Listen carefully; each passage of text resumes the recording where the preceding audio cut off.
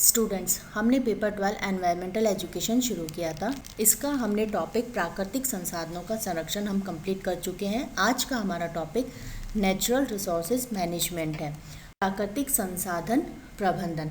सबसे पहले हम जानेंगे कि प्राकृतिक संसाधन प्रबंधन होता क्या है, यानी मैनेजमेंट क्या होता है, यानी प्राकृतिक संसाधनों का मैनेजमेंट करना प्राकृतिक संसाधन प्रबंधन कहलाता है। देखिए, प्राकृतिक संसाधन प्रबंधन से तात्पर्य प्राकृतिक संसाधनों जैसे भूमि, जल, मृदा, वनस्पति तथा जीव जंतुओं के प्रबंधन से है, जो वर्तमान एवं भविष्य दोनों की पीढ़ियों के लिए जीवन की गुणवत्ता को प्रभावित करने पर विशेष ध्यान देता है।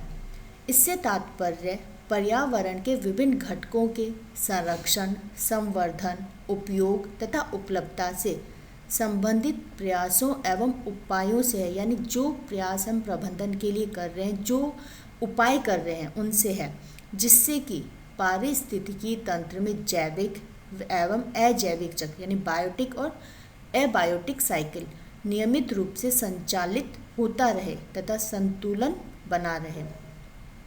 जैव विविधता का ह्रास, प्राकृतिक संसाधनों का विनाश, पर्यावरण विखंडन व प्रदूषण, विश्व जलवायु में परिवर्तन, अम्लीय वर्षा, वन विनाश, जल संकट आदि समस्याओं से विश्व समुदाय को मुक्ति दिलाने के लिए पर्यावरण प्रबंधन एक सुनियोजित व सामूहिक प्रयास है।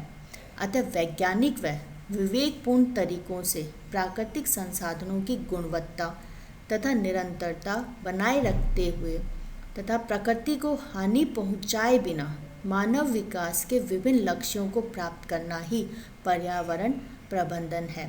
अब हम इसके कुछ उद्देश्य देखते हैं।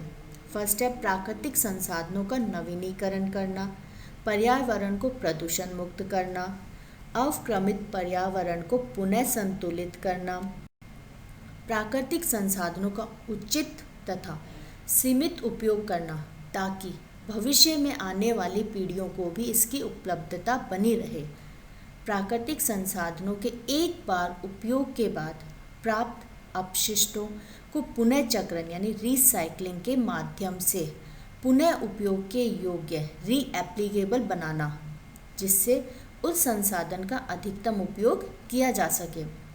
पर्यावरण संरक्षण के लिए नियम, कानून, विभिन्न प्रकार के कार्यक्रमों की व्यवस्था और सख्ती से उसका पालन तथा मूल्यांकन करना, ये इसके प्रमुख उद्देश्य हैं। अब हम पढ़ते हैं पर्यावरणीय प्रबंधन की आवश्यकता एवं महत्व, यानी पर्यावरण प्रबंधन की आवश्यकता हमें क्यों महसूस हुई।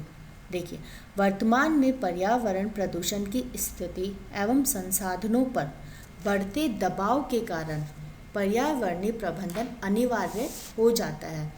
अब हम पढ़ते हैं इसका पहला क्या कारण है जिसकी वजह से हमें पर्यावरण प्रबंधन की आवश्यकता महसूस की गई। अनियंत्रित जनसंख्या वृद्धि।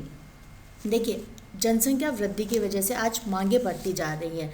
अधिक रोजगार है, भोजन है, ईंधन है, स्थान आदि बढ़ती मांगे, जिसके कारण जनसंख्या अनियंत्रित होती जा रही है और इस अनियंत्रित जनसंख्या वृद्धि के कारण पर्यावरण प्रबंधन की आवश्यकता महसूस की गई है।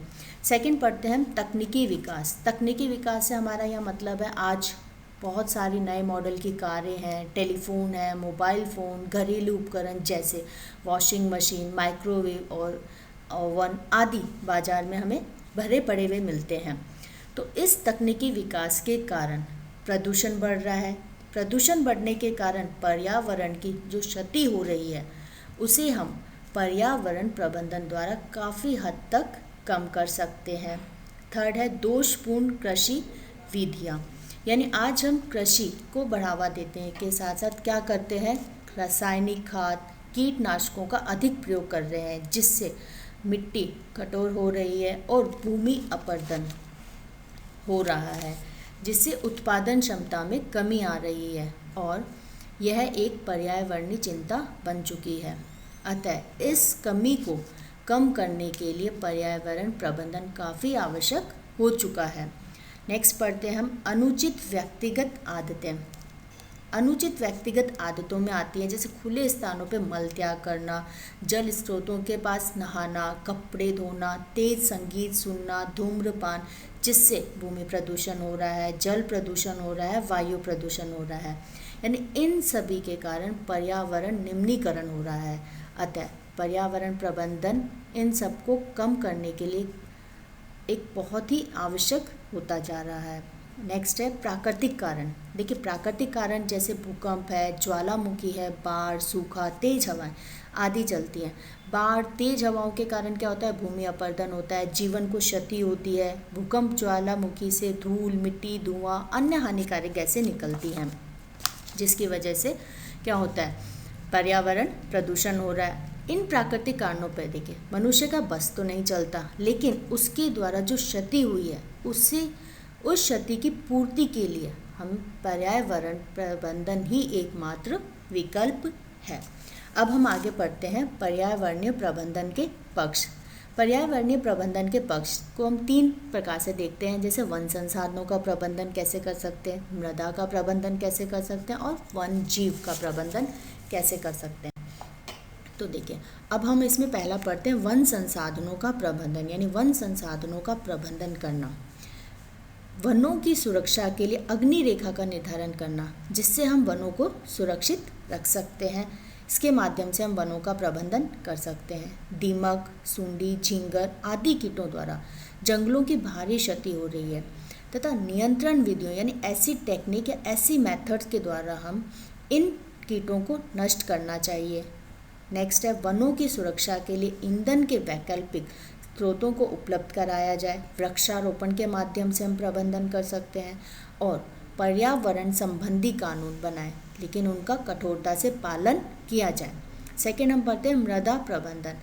तो कुछ प्रमुख विधियां हैं जिसके द्वारा हम मृदा का प्रबंधन कर सकते हैं। देखिए ये विधियां कौन कौन सी हैं। वनस्पति आवरण तथा संरक्षित वन रोपण के माध्यम से, समोच्च रेखीय जुताई के माध्यम से, यानी इसमें हम मृदा अपरदन को कम कर सकते हैं इस विधि के द्वारा। नेक्स्ट है वेदिकाकरण यानी सीढ़ीदार खेत का निर्माण करके। नेक्स्ट है फसल चक्र यानी भूमि की उर्वरता को बनाए रखने के लिए बार बार जो हम फसल उगा रहे हैं उनका रोटेशन करते रहे हम।